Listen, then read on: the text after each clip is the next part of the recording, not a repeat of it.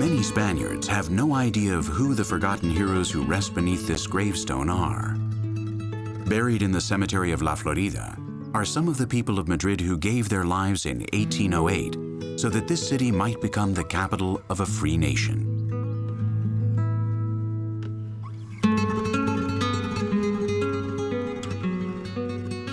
Years later, we search for answers. What was it that unleashed the fury of an entire city?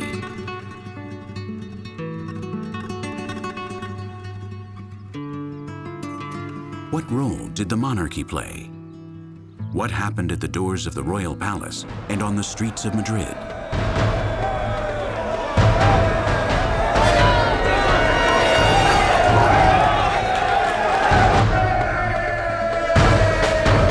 What moved those men and women to rise up against the French invaders?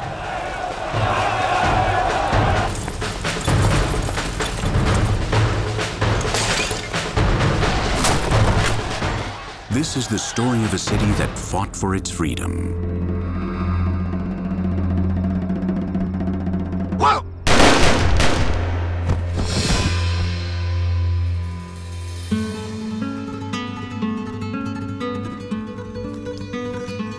On the morning of May 2nd, 1808, the city awakes following the festival of San Isidro el Verde, the popular pilgrimage held in honor of the patron saint of Madrid. Shopkeepers and artisans get ready for another day of work. In the past, this celebration has been joyful and lively. But this year, the tension in the city is palpable. The people of Madrid are as upset as they are perplexed. Ever since French troops arrived in the city on March 23rd, there has been much unease among the locals. In spite of the 170,000 people who live here, this morning the streets are nearly deserted. Citizens of Madrid are being forced to live side by side with French troops.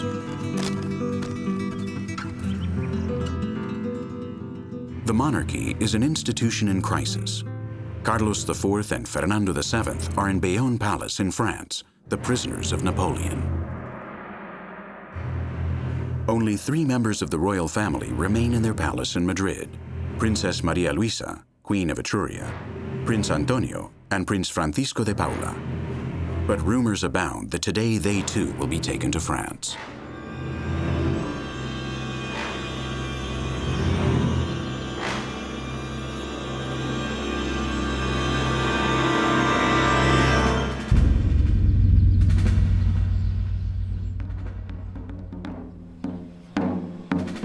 At 8 o'clock in the morning, drums announce the changing of the guard at the capital's military barracks.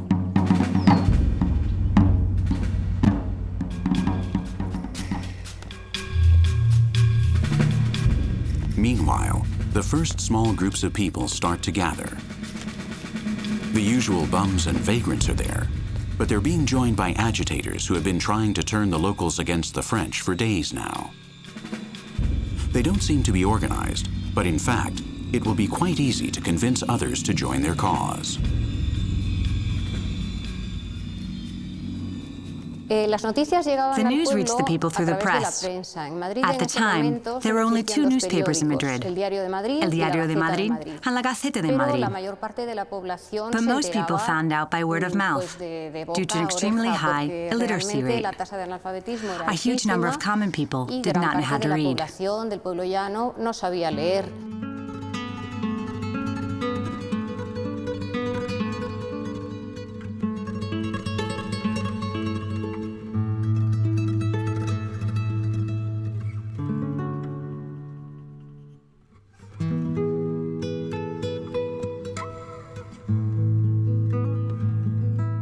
At the royal palace, outside the door known as the Puerta de Príncipe, a carriage awaits. Another carriage has already set out for France, carrying the Queen of Etruria at daybreak. Protected by the royal guard, palace footmen make last-minute preparations for the voyage Prince Francisco de Paula is about to take. He is the last remaining member of the royal family in Madrid. So absorbed in their work are they that the guards do not notice the arrival of a group of agitators. They burst onto the esplanade armed with picks, shovels, and rakes. The guards are unable to keep the mob from surrounding the carriage. Their screams and threats become more and more violent. Just then, under the cover of chaos, another group of agitators manages to enter the palace, reaching a sitting room where they find the prince himself. Francisco de Paula, with a serenity beyond his years, calms the men down.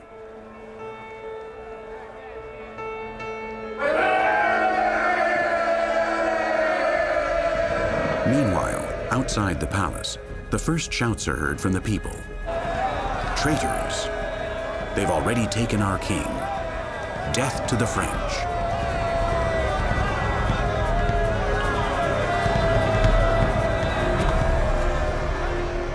In an effort to calm things down, the prince appears on a balcony, and the people below beg him not to leave.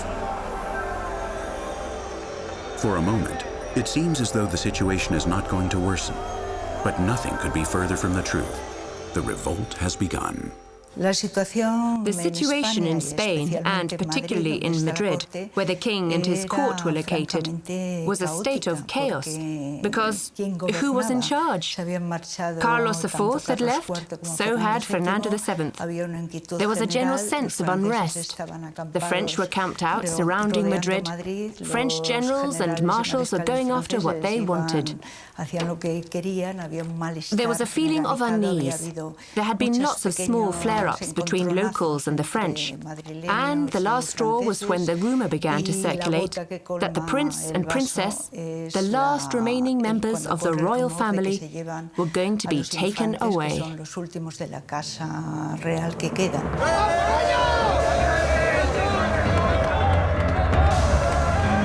In the first moments of the revolt, groups of men and women throw themselves on the imperial soldiers.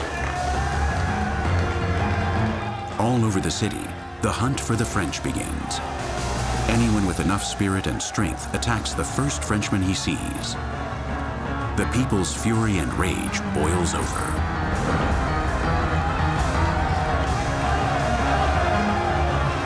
Surprised by this aggression, the French run to their barracks for cover.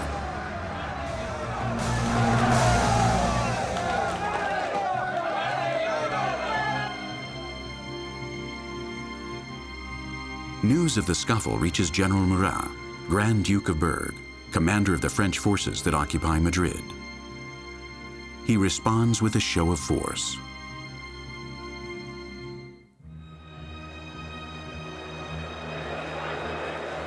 At first, soldiers under Colonel Lagrange, Murat's confidant, try to snuff out the riot, but they are met with more attacks by the locals. The reaction of the most powerful army in the world is tremendous. The Grenadier Battalion of the Imperial Guard, along with a squadron of Polish hunters, storm the palace esplanade and open fire on the civilians without warning.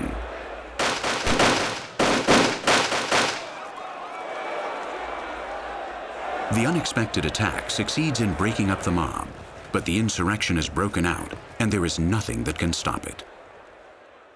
The uprising of May 2nd was effectively a spontaneous uprising. To a good extent, it was a chaotic uprising, an uprising with little preparation, although it had been simmering with tension because of standoffs with the French.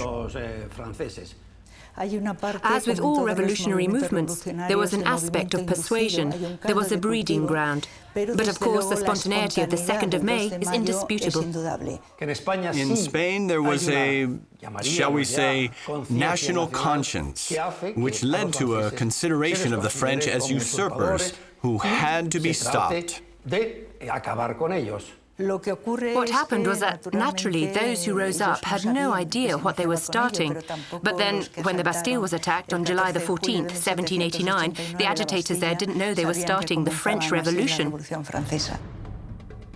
But how had it gotten to this point? 1 year earlier, in 1807, nearly all of Europe was already living under French imperial rule. Only England held out. Following the French and Spanish defeat in the Battle of Trafalgar, the English Navy took control of the seas. In Spain, the kingdom of Carlos IV has reached a low point. With the destruction of its fleet, commerce with America cut off, and unending funds going to support an alliance with France, the Spanish political situation does not look good. In order to defeat England, Napoleon orders that all European ports remain closed to British ships, but Portugal refuses to cooperate. In the Palace of Fontainebleau, Bonaparte is about to force Spain to sign a treaty allowing imperial troops to cross Spanish territory to invade Portugal.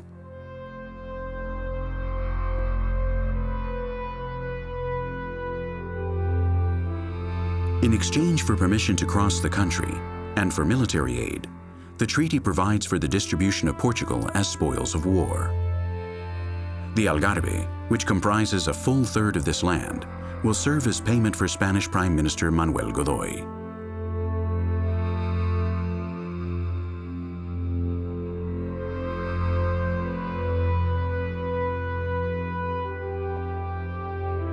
Godoy signs the treaty and seals his fate. But even worse, he puts King Carlos IV, his protector, in the eye of a political hurricane which will end his reign.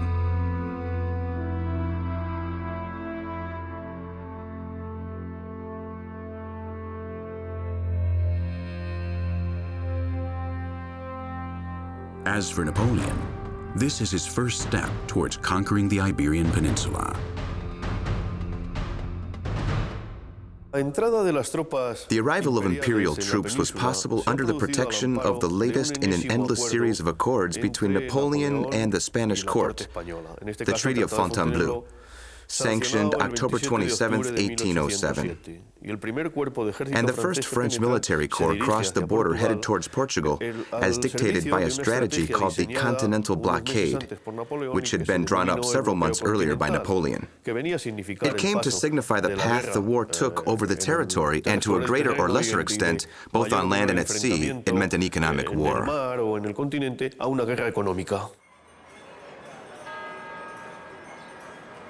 At this point in history, Spain was a country divided into various power-wielding factions. Pro-French and absolutist groups played the most significant role in the political and social situation.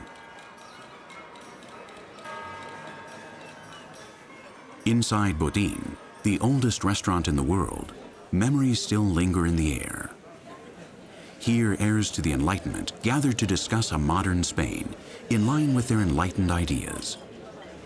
Most members of the intellectual class, which included such figures as Goya, Jovellanos, and Moratín, were eager to see the kind of change that took place in France following the Revolution of 1789.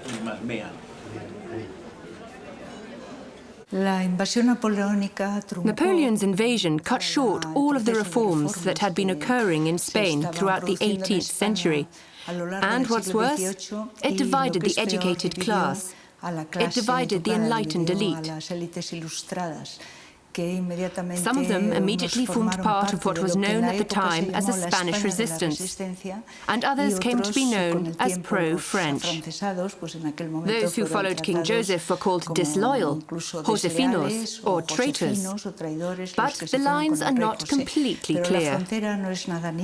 Well, in the civil sphere, there was also a group of people who sympathized with the enlightened world, which had actually been around for several decades. They understood Napoleon's messages to have a double meaning. On the one hand, intellectual communion, but on the other hand, emotional confrontation.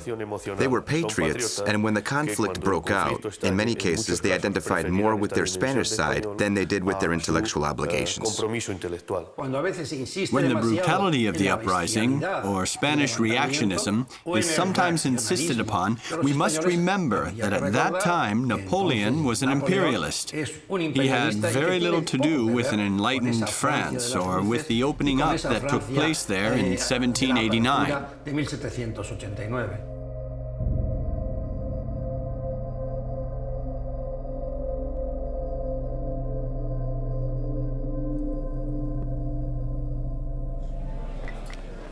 The pro-French are opposed by the absolutists, supporters of a traditional sovereignty and followers of the Prince of Asturias, the future Fernando VII. This group has the support of a large part of the aristocracy, the church, and even some commoners. These uneducated workers are easily influenced by the most powerful sectors.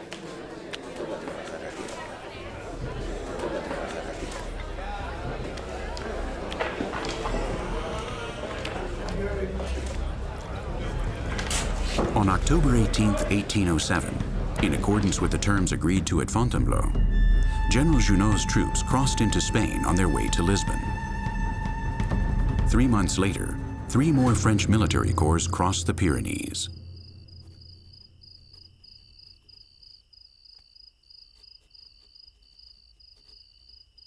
The correspondence maintained between Napoleon, his high command, and the Spanish royal family makes it clear that the emperor has been harboring other plans beyond the annexation of Portugal, and has no intention of abandoning Spain.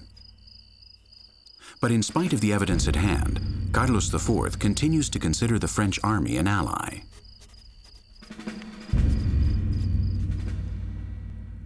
Other historical documents speak of the progressive loss of prestige experienced by the Spanish government. Distrust for the crown grows. The economic situation puts the population on the brink of hunger. The people of Madrid feel that they are the victims of a swindle. And followers of Fernando VII take the opportunity to pin the responsibility on Manuel Godoy.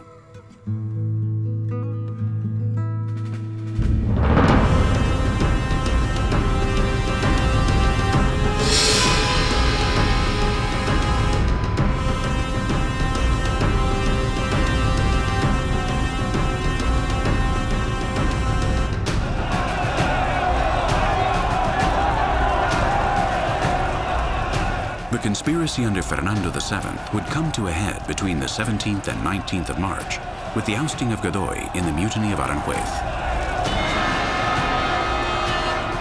Under cover of night, a furious mob makes its way through the streets near the royal country home. Supporters of the Prince of Asturias have recruited armed men from every corner of the region.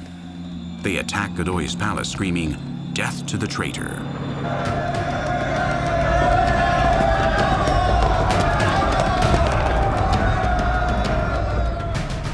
Manuel Godoy manages to remain hidden for 2 days. At daybreak on the 19th, he is taken prisoner and delivered to Fernando VII, the Prince of Asturias, who orders him to be jailed to await trial.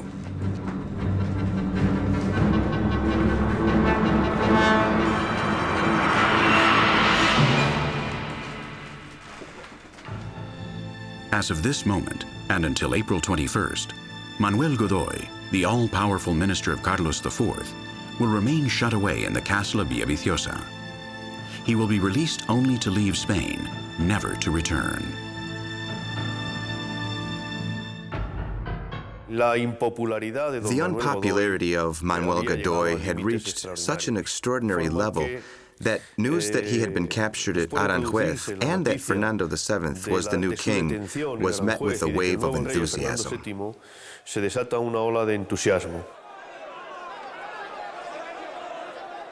On that very day, March the 19th, faced with conspiracy plots and the roar of the people, Carlos IV signs his renunciation to the throne and abdicates in favor of his heir.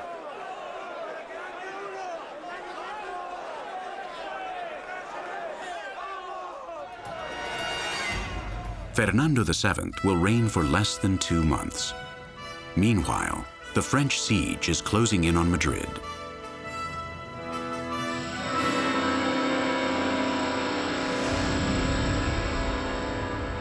On March 23rd, 4 days after the Mutiny of Aranjuez, French troops enter Madrid under the command of Murat.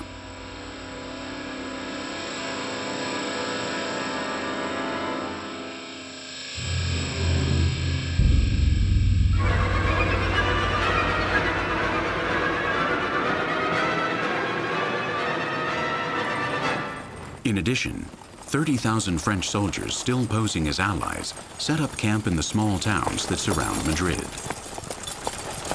For locals, this is clearly a foreign army moving freely about their country.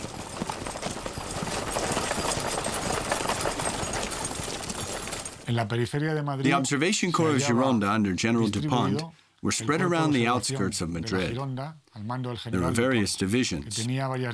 One division was between Toledo and Aranjuez, another was stationed between Aranjuez and Pinto, and another between Pinto and Fuencarral. There were also cavalry units occupying some of the towns on the outskirts of Madrid, Carabanchel, Leganés, and the other observation corps on the coasts nearest to Madrid. The corps under Marshal Moncey had troops in the village of Chamartín and also on the road between El Pardo and Fuencarral. The rest had already entered Madrid or were very nearby. From the first moment following the logical expectations that came with the arrival of French troops in Madrid, the relationship between the soldiers and the locals was difficult, which is what happens in all such situations around the world.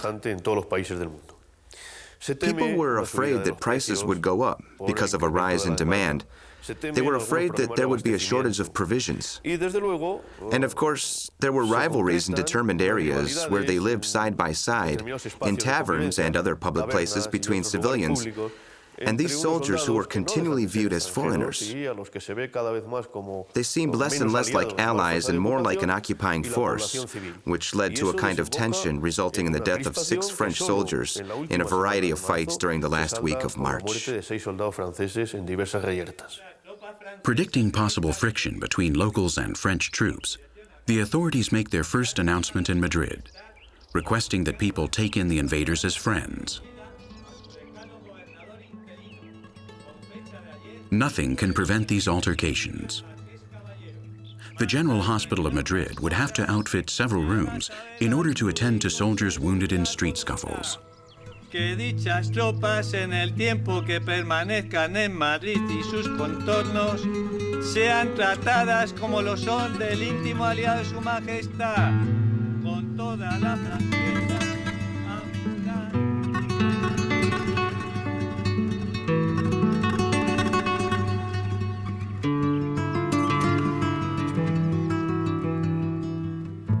The Spanish authorities order the people of Madrid to invite imperial officers to stay in their own homes.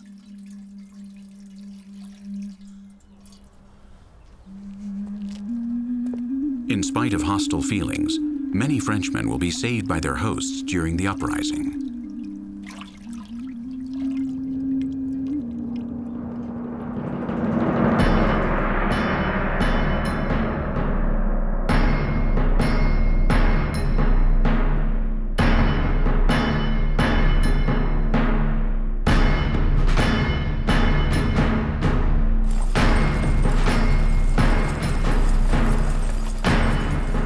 Napoleon's army is made up of a variety of elite units, all with experience fighting important battles. There are also replacement forces. Cuirassiers, grenadiers, Mamelukes, and dragoons are all immaculately dressed in uniforms with bearskin helmets, shining cuirass armor, and panther skin turbans. They are armed with pistols, rifles, blunderbusses, sabers, and bayonets. As they parade before the multitudes, they are looked upon with a mixture of amazement and fear.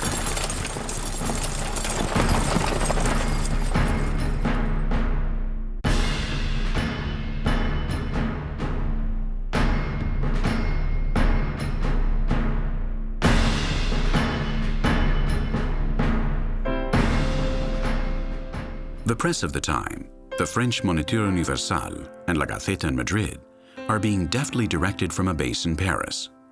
Both speak of jubilation among the Spanish people.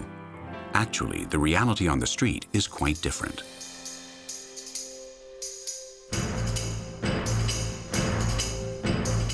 It would be caricatures that would convey the real feelings of Spaniards.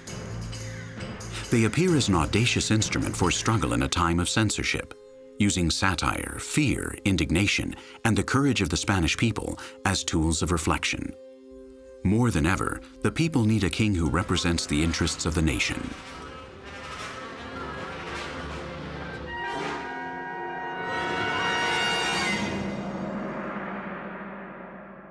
Fernando VII swayed public opinion such that he came to be seen as a kind of beacon of hope, like a sort of redemptive messiah come to cure all of Spain's ills.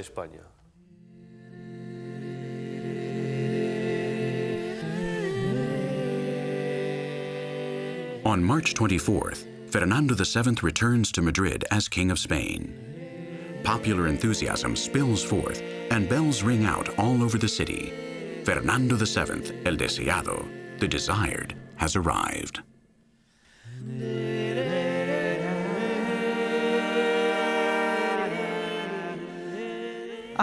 Talking about Fernando VII is torture for most historians. That character who was Fernando VII, full of contradictions, cowardly, indecisive, but power-hungry. And we can't forget that the first coup d'etat was committed against his own parents. On April 10th, King Fernando leaves Madrid to meet with Napoleon. The meeting is to take place in Burgos, then in Vitoria, and finally in Bayonne. The people of Madrid are present as the new monarch takes his leave, in search of the support and acknowledgement of Napoleon. Several days later, on April 21st, another party sets out for Bayonne. Carlos IV, his wife Maria Luisa, and Manuel Godoy, whose freedom has been secured by General Murat. Both Carlos IV and Fernando VII believe that they have Napoleon's support. But the emperor has already decided that the next king of Spain would be his own brother, Joseph Bonaparte. Fernando VII's visit to Bayonne is an absolute failure. The young king doesn't seem to have much choice but to carry out Napoleon's plans.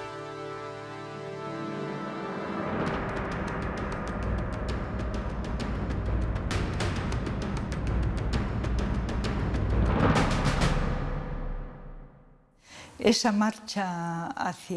he headed toward Bayonne, he probably experienced a lot of different feelings: fear, opportunism, a bit of self-deception in the sense that what they wanted was to have Napoleon act as a mediator.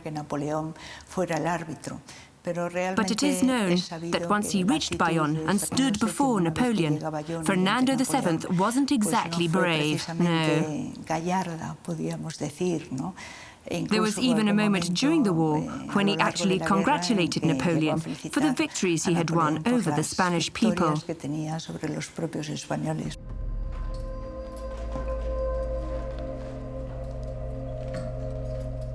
The royal family's time in Bayonne stretches out into a prolonged period of exile that will last 6 years.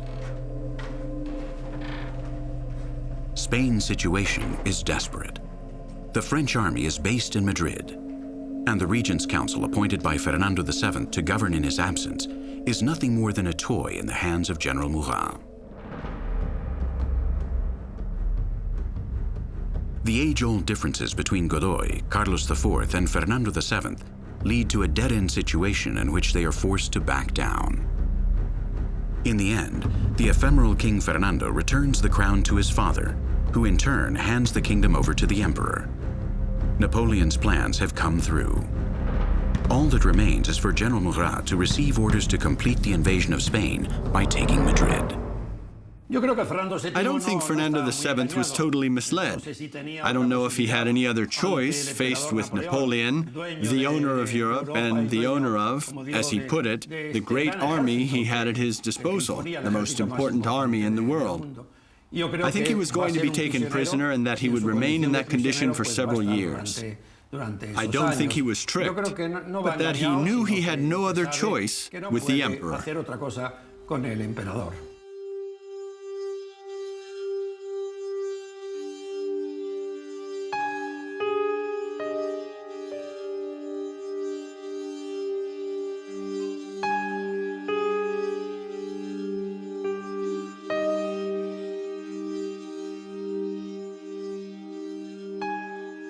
This series of events leads to the unavoidable outbreak of violence on May 2nd, when Madrid becomes a battlefield. Every square and every corner is the site of a standoff to the death between the French and the Spanish. But the imperial troops, efficient and well-equipped, are taken by surprise by a multitude of exasperated men and women unleashing the hate that has been building up for weeks.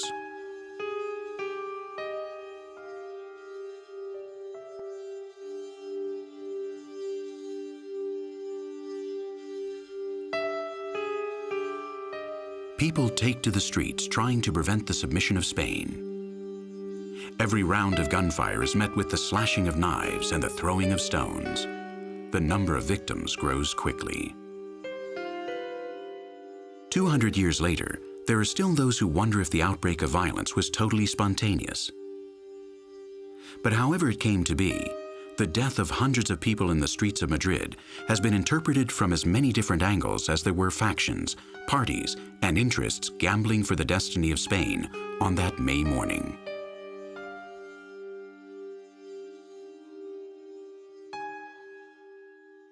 Visto desde Francia, from the French point of view, the uprising or mutiny or insurrection of May 2nd could not be interpreted as a spontaneous show of popular heroism or temperamental nobility. Una nobleza temperamental. So concealing that possible aspect pointed to a conspiracy.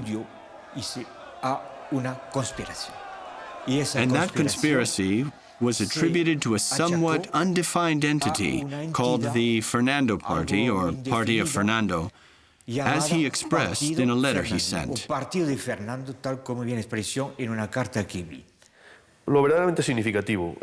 really significant is that the 2nd of May was a qualitative jump from the violence that had been flaring up periodically between Spanish civilians and French soldiers to a standoff between two established entities, the people of Madrid and the French army. Of note is the contrast between the utilization and interpretation in France of the 2nd and 3rd of May. I mean, it was a conspiracy that was pretty ugly, despicable, of low quality. And yet in Spain, it was immediately exploited to boost patriotic and monarchical fervor. And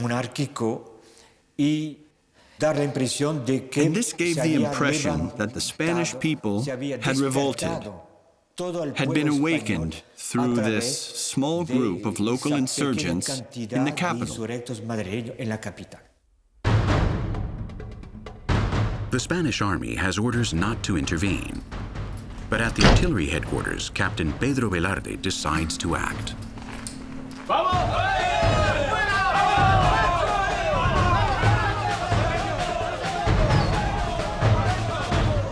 He takes the street toward the barracks at Mejorada. Along the way, he meets the volunteer battalion led by Andrés Rovira, which includes Lieutenant Ruiz, Captain Goicoechea, and some 40 men.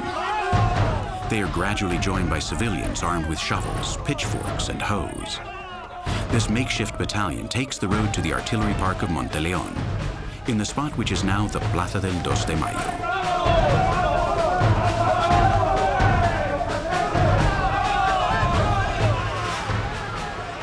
Women were also leading players in the insurrection. In those spontaneous, ill-prepared uprisings, women were a constant presence. The same is true of other uprisings in Europe. In the case of the May 2nd uprising in Madrid, it was possible that the local women, there were perhaps 30,000 young women, had suffered the abuses of the 30,000 French soldiers. For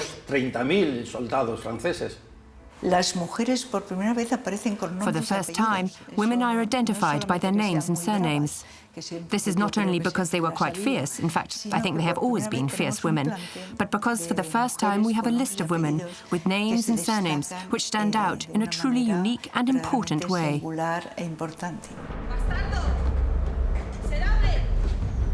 Names like Manuela Malasaña and Clara del Rey have survived the passage of time.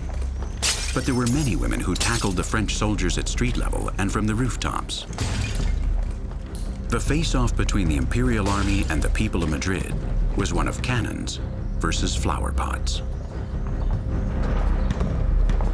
The French mark the doors of the houses whose owners have attacked them.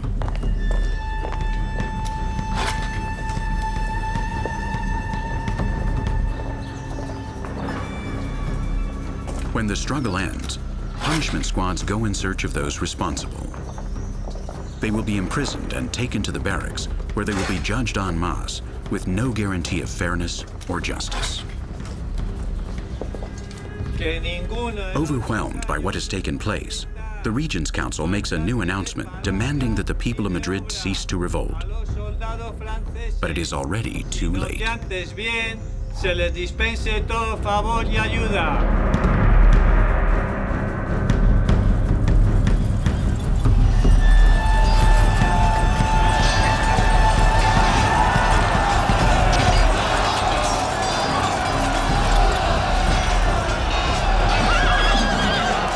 The entire city is at war. At the Puerta del Sol, a confrontation takes place which will be captured in the painting by Francisco de Goya, The Charge of the Mamelukes.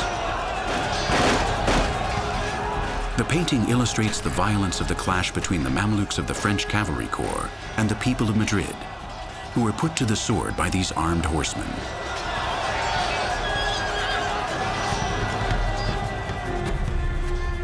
In the royal prison, something unbelievable is taking place. The prisoners ask if they can leave in order to help kill the French, and they promise to come back. Most surprisingly, they keep their word. 51 of the 56 prisoners return to their cells the following day.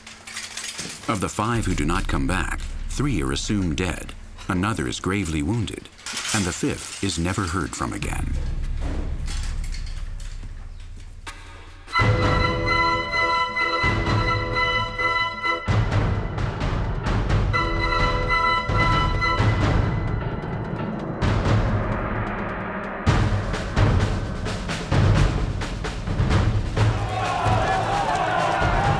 In less than 4 hours, Murat mobilized an army of 30,000 men. Soldiers stationed on the outskirts of Madrid in such barracks as Casa de Campo, Carabancheles, and El Pardo enter the city ready to restore order.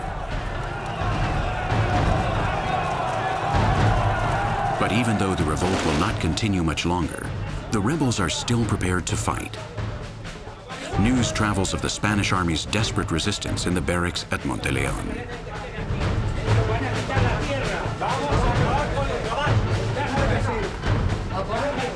Locals who still have weapons and enough strength join Captain Pedro Velarde's men. They prepare for the final battle.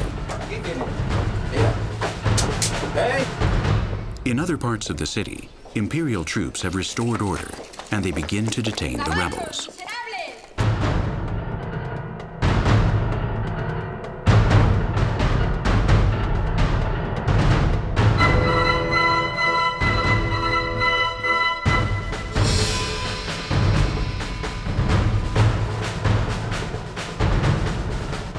The final battle takes place at the Monteleón barracks. The group of Spanish soldiers and civilians there has resisted various attacks. But their ammunition is running out, and their cannon, dug in under the archway in the entrance, is only shooting shrapnel at this point. Daoiz and Velarde refuse to consider surrender, although they are aware that there is no way out.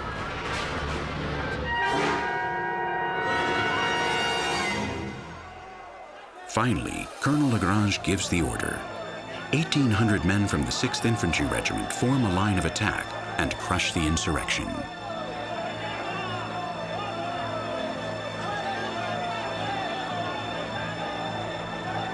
In 1869, the old Monteleón artillery park was demolished. Only the entrance archway remains, the central element in today's Plaza del 2 de Mayo.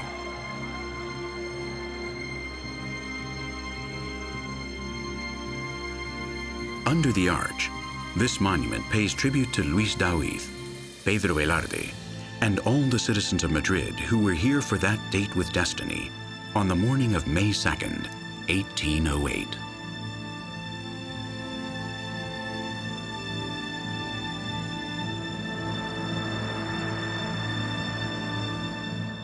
The French, the adversaries, actually have the best account with respect to the Spanish combatants.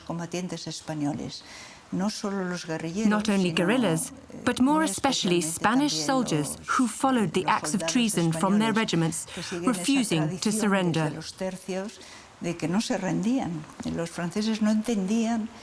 The French could not understand how, when the battle was lost, they didn't just raise the white flag. They even insisted on honorable terms for the surrender and fought to the finish.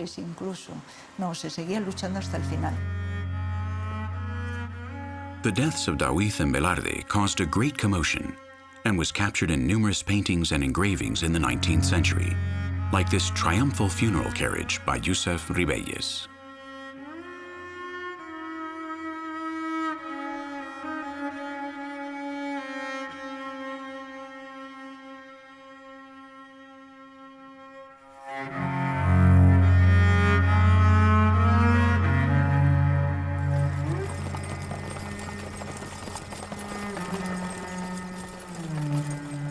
As night falls on May the 2nd, detentions begin of all locals suspected of having participated in the day's events. The French army takes stock of its casualties and gathers its dead from the streets. Payback will not have to wait. Years later, a great artist would paint the image that would immortalize the sad early morning hours of May the 3rd. Whoa!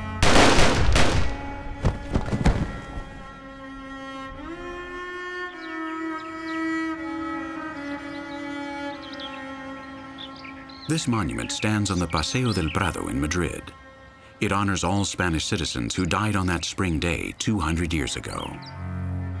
The number of victims varies depending on the source. It is thought that more than 400 Spaniards died, 90% of whom were civilians.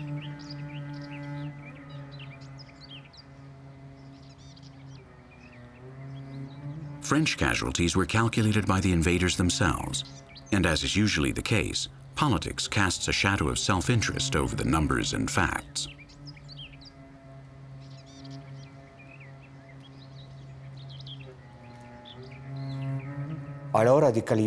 When measuring the quantitative importance of Spanish casualties, there is a great disparity. The number of victims ranges from about 2,000 to about 10,000. When it comes to French casualties, though, they seem to be wildly underestimated. The first numbers were drawn from a letter sent to Paris, which speaks of only about 25 French dead. In the Plaza del Rey de Madrid, we find this monument to Lieutenant Ruiz. He was in charge of handing out weapons to civilians in the barracks of Monteleón.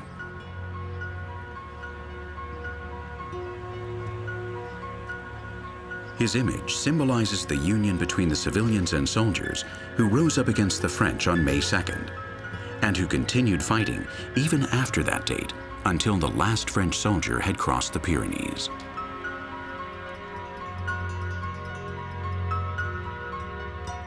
May 2nd was the start of the Peninsular War. In his print series, The Disasters of War, Goya captured the violence and hate that had spread throughout Spain.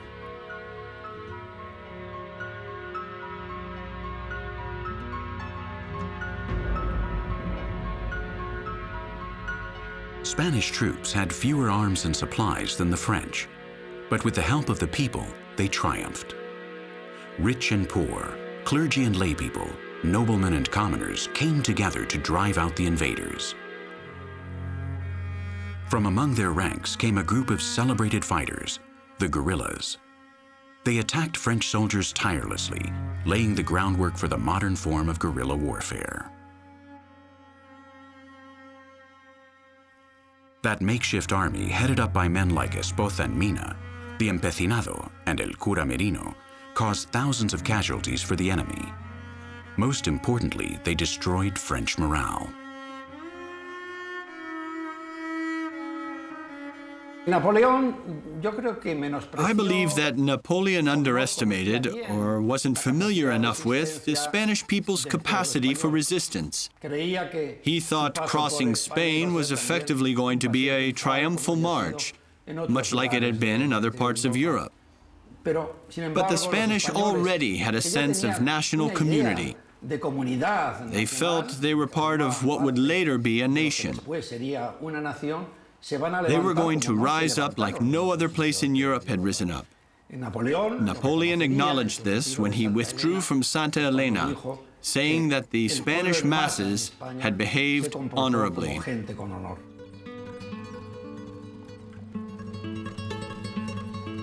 Napoleon asserted that Spain was a bunch of bumpkins led by a bunch of priests.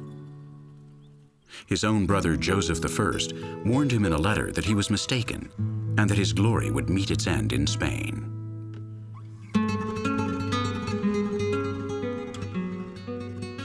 That doomed, disastrous, catastrophic Spanish campaign would undoubtedly mean the decline of Napoleonic power and the downfall of the regime.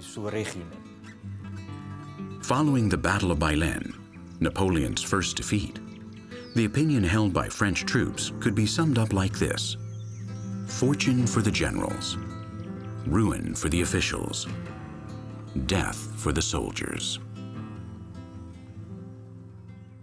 Napoleon first began to experience defeat in Spain, and these were defeats that showed the international community that Napoleon was not invincible. Rather, that the great Napoleonic army was vulnerable. I think this was the value of the Peninsular War and of the riots in Madrid, and of all the uprisings that took place against Napoleon in Spain.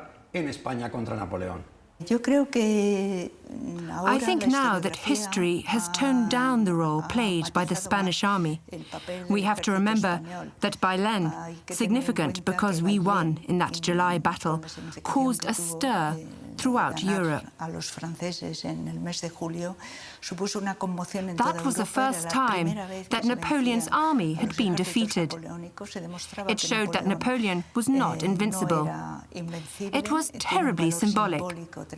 The fact that the victory was achieved by the Spanish army together with armed civilians, that they rose up spontaneously, but were also driven to it by an invasion. Beyond a material dimension, the 2nd of May became a spiritual milestone. It served as an example for the insurrection that spread throughout the country in the weeks that followed. And from a political point of view, it planted a seed for the construction of a new kind of nation, which began to come together institutionally with the supreme central governing body for the kingdom, which met in Aranjuez on September 25, 1808.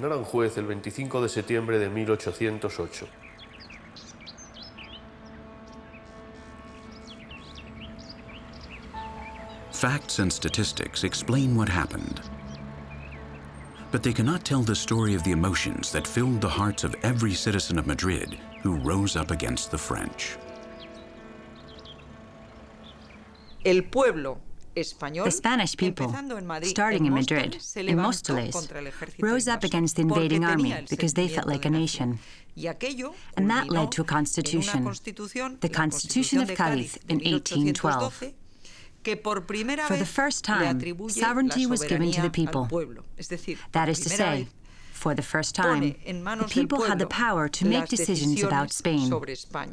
The first liberal constitution in the world was the Constitution of Cádiz. It was called La Pepa because it was approved on March 19th.